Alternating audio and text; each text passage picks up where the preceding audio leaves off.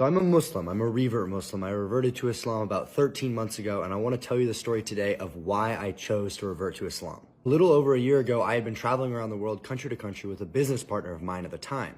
And my business partner ended up actually being a Muslim, and he was Pakistani. We had just gotten done with a 1.5-month trip while we were in Turkey, and we were deciding where should we go next. He told me that he has family back home in Pakistan and he'd like to go see them. He's like, hey, do you want to come with me to Pakistan? I said, sure. You know what? I've never been. I'm a white man from America. Let's go try it out. So we ended up arriving in Pakistan, and once I got there, I noticed something very different. The people. This was the first real Islamic country that I had ever been in, and immediately, as much as I was a foreigner, everyone started treating me like family. It really intrigued me how hospitable everybody was. Everybody wanted me to come have dinner at their house. Everybody wanted me to come to their local events. Everybody wanted to shake my hand and get to know me. And I wasn't a Muslim, and I wasn't Pakistani, so I wasn't quite sure why they were being so nice to me. And I'm a very naturally curious person, so at the same time, I had been asking my Muslim friend a lot of questions. You know, what about this? What about that? The answers he would give me and how people were treating me at the local mosque really is what started to make me want to look into the religion. So I decided to pick up a Quran. I started reading that, as well as I started asking my friend a lot more questions, and I started praying at the mosque 2 to 3 times a day. About 2 weeks later, every single time that I got done praying, I felt this really beautiful feeling. I felt at peace in a place that I didn't even speak the same language as anybody. It got to a point that after every single time I'd pray Fajr, I sat there in the mosque while the Imam was giving a talk, and I kept going,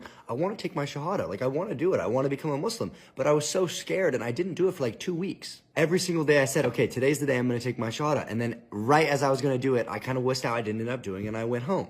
Now, one day after not taking my Shahada again, even though I wanted to, I went home, I left the mosque, and I started taking the elevator up to our house. Right as I got to the top, the elevator shut down and all of the power in the entire building went off. So I was stuck there in the dark, and the first thing that came to my mind of what I should start doing is making salah. So all I did for 15 minutes was just pray. I was like, well, I've got the open time. I might as well just start doing it. I was praying for guidance. I was praying for signs. I was praying for protection. And then right as I got done praying, I noticed that even though the power was off, the elevator door would still open. And I noticed this whole time when I thought I was stuck in here, I wasn't even stuck in the elevator. My mind went, there's no way that for 2 weeks I've been wanting to take my Shahada. Right after saying I'm going to do it, the whole power goes off. I think I'm stuck in the elevator. And the first thing that I go do is make salah. And I didn't even have to. I could have left the entire time. I was like, okay, I'm going to go inside. I'm going to go onto YouTube. I'm going to look up how do you take your Shahada, and I'm doing it right now. And that's what I did. I literally Googled it, took my Shahada, recited what they were telling me on YouTube, told my friend, and then the next day we did it formally in the mosque. We had a whole celebration, and it was an amazing experience.